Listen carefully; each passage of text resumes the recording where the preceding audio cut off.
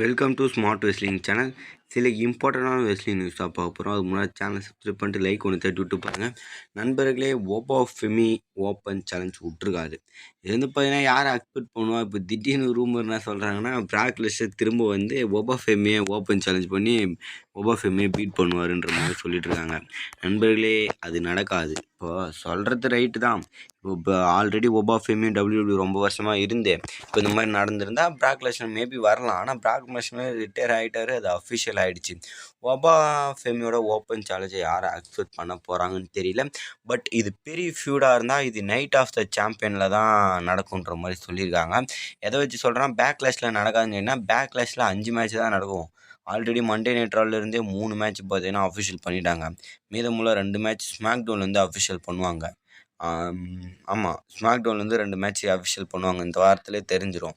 அதனால் பார்த்தீங்கன்னா Monday night ராலே 4-5 மேட்சும் கொடுக்க முடியாதுல்ல. அதை வச்சு சொல்கிறேன், இது சின்ன ஃபியூடாக இருந்தால் நெக்ஸ்ட் வீக் பார்த்தீங்கன்னா சின்னதாக மண்டே நைட் ராலையோ இல்லை ராவிலையோ வைக்கிற மாதிரி இருக்கும். அதே பெரிய ஆப்போனண்ட் வந்து இது பண்ணாங்கன்னா ஏதோ இந்த நைட் ஆஃப் த சாம்பியன் அங்கே கொண்டு போகலான்ற மாதிரி சொல்லியிருக்காங்க.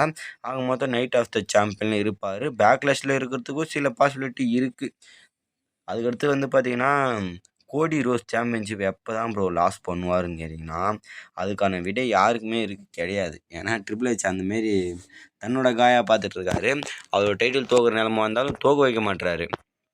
இப்போ அகைன் ரேண்டியே வந்து இந்த டைட்டிலை பறிச்சுப்பார், பேக்லேஷர்லையோ இல்லை நைட் ஆஃப் த சாம்பியன்லையோ பிடிங்குவாருன்னு பார்த்தா, நைட் ஆஃப் த சாம்பியனில் சாம்பியன் வர்சஸ் சாம்பியன் தானே நடக்கும். அப்போ பேக்லேஷில் மேட்ச் நடக்காதுன்னா ரேண்டி ஆர்டன் வந்து மோத மாட்டார். வேறு ஏதோ புது ஆப்போனண்ட் தேடிட்டு இருக்காரு கோடி ரோஸு. அப்போது அந்த வெஸ்ட்மீனா முடிஞ்சதுக்கப்புறம் அட்டாக் பண்ணார்ல, அது எதுக்கு? திரும்ப டைட்டில் எடுத்தார்ல, அது எதுக்கு? திரும்ப டைட்டில் எடுத்து குத்துனார்ல, அது எதுக்கு? ஆக மொத்தம் இவங்க ஃபியூடு முடியலையா, ஆனால் இப்போ நடக்காதான் அப்படின்ற மாதிரி சில கருத்து கணிப்பு வச்சுருக்காங்க.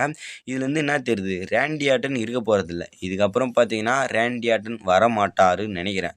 சில மாதங்கள் வரமாட்டார். அதுக்கப்புறம் வந்து திருப்பி கோடி ரோஸ் கூட மோதுற மாதிரி சில இது பண்ணலான்னு நினைக்கிறேன். ரொம்ப மோசமாக பண்ணிகிட்ருக்கானுங்க. என்ன கதைன்னு ஒன்றும் புரியல. அதுக்கடுத்து வந்து பார்த்திங்கன்னா ப்ரான் பிரேக்கர் விசஸ் செத் ஃப்ரீக்கன் ராலன்ஸ் மேட்சை அஃபிஷியல் பண்ணிட்டாங்க மண்டே நைட் ராவில். யாருமே எதிர்பார்த்த ஒன்றுக்கு முன்னாடி ஃபஸ்ட்டே பார்த்தீங்கன்னா இந்த மேட்சை தான் அஃபிஷியல் பண்ணியிருக்காங்க. ஃபஸ்ட்டு மேட்சாக இதை தான் அஃபிஷியல் பண்ணாங்க. PRAN Breakker versus Seth Rollins பேக்லேஷரில் சிங்கிள்ஸ் மேட்ச்சு. இந்த டீம் இந்த விஷனில் இருந்த பிரச்சனை முடிவுக்கு வர மாதிரி ஒரு மேட்சஸை அஃபிஷியல் பண்ணியிருக்காங்க.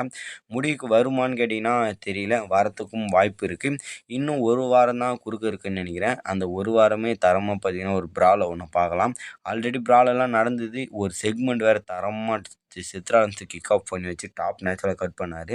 இங்கே பார்த்தீங்கன்னா அதுக்கடுத்து பார்த்தீங்கன்னா ஒரு ப்ரால் ஒன்று பார்க்கலாம் நெக்ஸ்ட் வீக்கு. அதுக்கடுத்து வந்து பார்த்தீங்கன்னா IYO SKY versus Asuka versus Kairi Sane triple threat match நடந்திருக்கணும். பட் கைரி சைனை தூக்கிட்டாங்க. இங்கே பார்த்தீங்கன்னா ஆஸ்கா விசஸ் யூஎஸ்கையோட சிங்கிள்ஸ் மேட்ச்சு நடக்க போகுது அதே பேக்லேஷரில். இது வந்து செகண்ட் மேட்ச்சு. இந்த மேட்ச்சுக்கோசரம் நிறைய பேர் லீகலாக வெயிட் பண்ணுவீங்கன்னு நினைக்கிறேன். ஏன்னா பார்த்தீங்கன்னா அந்தளவுக்கு இதுவும் ஒரு ஸ்டோரி எண்ட் ஆஃப் பண்ணுற மேட்ச்சு. ரொம்ப நாளாக இந்த ஃபியூடு ஓடிட்டுருக்கு. அந்த ஃபியூடு இப்போ முடிவு காட்டுற விதமாக வரலாம். நண்பர்களே, பார்த்துருப்பீங்கன்னு நினைக்கிறேன். நிறைய பேப்பரையும் கூட இந்த பேக்லேஷர் அருமையாக இருக்கும்.